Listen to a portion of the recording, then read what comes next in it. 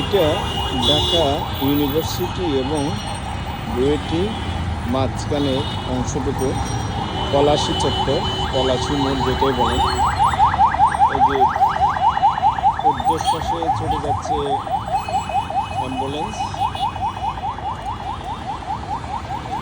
সব ধরনের গাড়ি এখানে চলে। এখানে 2025 সাল, যেখানে মানুষজন ড্রোনে করে পার্সেল ডেলিভারি দিচ্ছে, সেই জায়গায় আমরা এখনও এখানে সিএনজি, ব্যাটারি চালিত টু হুইলার, মোটরসাইকেল, এই যে ঝগড়া লাগবে এখন, যে আর যেদিকে ইচ্ছে, এখানে কোনো কিছু করার নাই।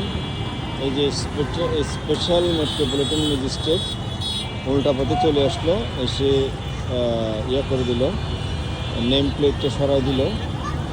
তারপরে আছে কি দেখেন, যে ময়লার গাড়ি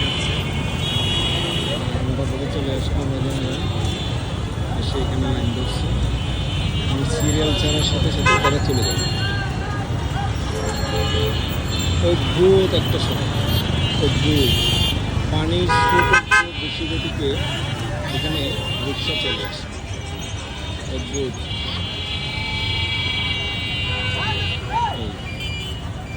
এই যে একটা সিগন্যাল চাষছে পানির বানের মতো, একের পরে একাধিক অসংখ্য ব্যাটারি চালিত রিক্সা আসবে। অদ্ভুত ব্যাপার, হাস্যকর ব্যাপার।